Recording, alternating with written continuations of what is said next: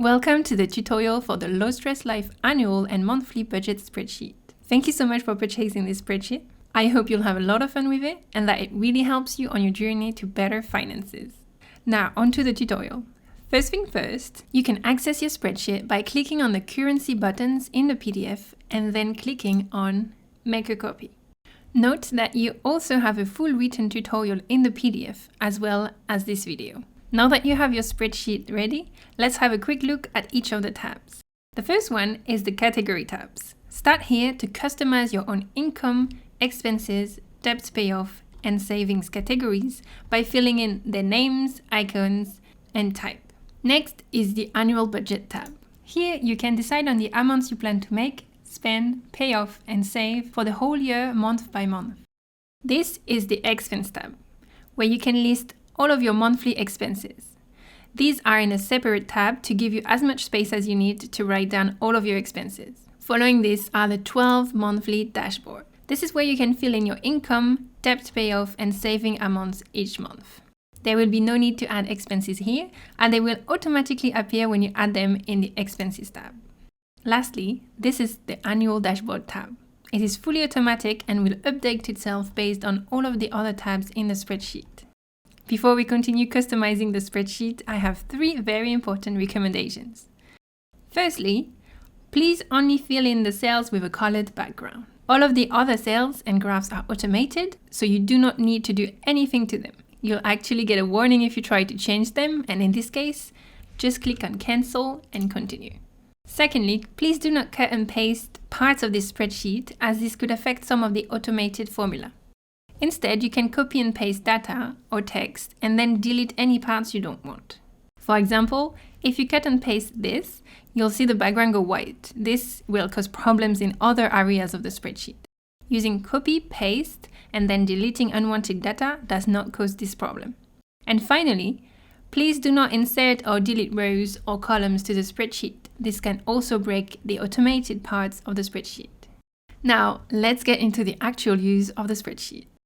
The first step is to decide which categories you want for each part of the budget: income, expenses, debt payoff, and saving. For the names of your categories, you can use the examples I have given on the right for inspiration.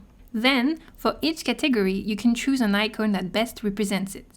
To assign an icon to a category, select the icon in the library on the right, copy it with Ctrl+C or right-click copy, and paste it with Ctrl+V or right-click paste into the cell of your choice. These icons will then be updated in the whole spreadsheet. If you deleted an icon from your spreadsheet or can't find it, first download the spreadsheet again through the currency button on page 1 of this PDF. Then right-click on the Categories tab, copy to Existing Spreadsheet. Select the spreadsheet missing the icon and click on Insert. You will now have a new extra Categories tab in your spreadsheet, which you will find as the last tab in the spreadsheet after the Copyright tab. From this tab, you can copy and paste the previously deleted icons to your current Categories tab. The last thing to do in the Categories tab is to define each category according to 2 specific criteria. These criteria will help you better analyze your finances in other tabs. First, active or passive income. Active income is earned through effort or output. For example, your salary is active as you have to work actively to get it. Passive income, on the other hand, may need effort to begin with, but then brings income over time with little to no extra work. Examples include rental income or stock dividend. Then, in the expenses part, you have the choice between need or want. Is the expense category something you need or want? Can you function properly without it? Examples of need categories include rent, groceries, utilities. On the other hand, eating out, luxury, and entertainment are good examples of want categories. This will be helpful if you plan on saving more money by focusing on reducing spending on the things you want rather than those you need. High priority debt is the debt you want to pay off as soon as possible, while low priority debt can wait until the high priority debt is paid off. Many people prioritize debt by the amount of interest you have to pay each month. High interest credit card debt should be paid off sooner than low interest student loans, for example. A common strategy is to make minimum payments on your low priority debt every month while you pay off the high priority debt. Long-term or short-term savings. Is your savings category for a long-term goal or a short-term goal? Retirement savings and deposits for houses are good examples of long-term saving goals, while shorter-term goals could include house renovation and travel plans. Now, onto the annual budget tab. First, how is this page structured? Scroll down to see areas of each of your 4 transaction types: income, expenses, debt payoff, and savings. Next to each category, rent, for example, there is space for a monthly goal or budget. On the right, you'll see the analysis of your annual budget, the totals, trend over 12 months, and the breakdown. This annual budget is a zero-based budget, meaning 100% of your income needs to be allocated to the 3 other types of transaction: expenses, debt payoff, and savings. To help you allocate all the money available, there are totals on the top row of this tab. This total is your income minus expenses minus debt payoff minus savings, and the goal is to make this total equal to 0. For example, for January, you can see I still have $2,685 to allocate. I've already completed the expenses and debt payoff, so I will allocate the remaining income to my savings, and I can choose which categories I want to add money to. When the top total reaches 0, it will turn green. If they are either lower or greater than 0, they'll be pink. It is recommended to make sure all of the top row is green before you continue. To help you fill in the annual budget tables quicker, you can copy and paste very quickly by dragging the corner of the cell, and this can be done vertically and horizontally. Be careful to select the right point. If you do not do it properly, you will see the background color vanish. If this happens, type Ctrl-Z to undo and try again. On the top right, you will see bars showing your planned expenses, debt payoff, and savings as percentage of your income goals. In this example, you plan to spend 47% of your income on expenses. This representation can help you assess if you're allocating too much money on one type of transaction and should adjust the allocation of your income. For example, you might have a goal to allocate 20% of your income to savings, and this can help you visualize that. Also, don't worry if these 3 percentages don't exactly add up to 100%. This is just the spreadsheet rounding up the decimals that are hidden. When I show the decimals, the total is 100%. To log your expenses, simply fill in each row with information on each of your expenses. For example, I want to add a trip to the coffee shop. First quick tip, you can use the keys Ctrl plus down arrow to reach the last filled in cell of a column, to quickly reach the last expense on the list and add more. To fill in the date cell, you can write the date normally. You can also double-click in the cell and choose the date in the small calendar. Please note that in the dollar version of the spreadsheet, the date format is month, date, year, and in all the other versions is date, month, year. But feel free to contact me on Etsy if you want me to change the date formats for you. To fill in the categories, I recommend you use the drop-down menu. Once you've chosen a category, the icon next to it will automatically update. It can be easy to forget about monthly or yearly payments for services we rarely use, and cutting these out is a great way to reduce spending. This subscription box is to indicate which of your expenses are subscriptions and will allow you to analyze your subscription spending in the monthly and annual tab. Here you can see your total spending on subscription services in February is $89 and represents 3% of your total spending. When deleting or adjusting expenses, please do not delete the whole row in one go, as the icon will no longer automatically update in this row. The spreadsheet will give you a warning to prevent this from happening. Simply delete in this way.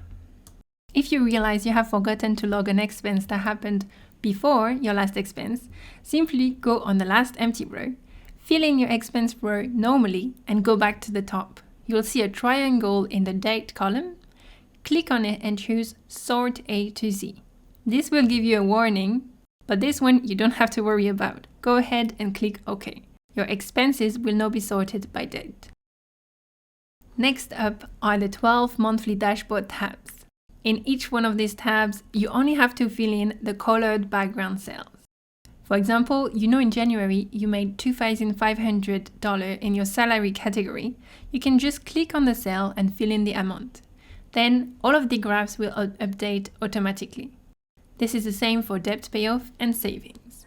On the top right corner, you'll see the unallocated income cell. This represents your income minus expenses, debt payoff, and savings. The goal is to allocate all of your income to the 3 transaction areas. So once your expenses have been filled in the expense tab and you have chosen how much debt payoff you want to allocate, you can put the remaining unallocated income into savings.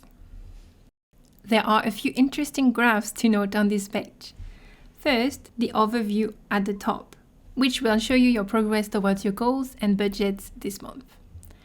In the income, debt payoff and savings section, you will see the total amounts, your progress towards your monthly goals, a breakdown of categories within that section, and an analysis based on the transaction type. In the expenses section, you have extra graphs like the subscription services bar and the total daily expenses graph that will show you how your expenses accumulate day by day compared to the budget. In this case, spending went over budget towards the end of the month. Next up is the annual dashboard. This tab updates with each monthly dashboard you complete, so you don't have to fill anything in. It looks like your monthly dashboard, but there are some extra graphs to show your results over time. For example, to quickly see which income category is below or above your goal, you have this graph. In this case, the side hustle category clearly exceeded all expectations. For the active passive income breakdown, you can see the totals and their representation over time. You can see how each monthly income compares to your goals over time, and on the right, some data about the monthly average, the highest month and lowest month. The same goes for expenses, debt payoff, and savings. Before you head out on your budgeting journey with this new spreadsheet, here are a few best practices to keep in mind. On some computers, Google Sheets can have a problem showing certain graphs properly the first time they're viewed. If you encounter this problem, click on an Other tab and then return to the tab with the issue. It will now be back to normal. If you would like to change the size of a graph, such as this graph, which is not showing the names of the categories properly because the names are quite long, then double-click in the middle of the graph. You will see a gray rectangle appear, and you can use the white boxes to resize the middle part of the graph. You can copy and paste data from another Excel or Google Sheet. However, to avoid any problems, please click on the option Paste Value Only while pasting, and also only copy and paste column by column rather than row by row. The category column in the Expenses tab is case sensitive. Please make sure the category you put in is written exactly the same as the category in your category tab. One useful thing you can do in your monthly and yearly tabs is freeze the top part of the page and have it follow you when you scroll down.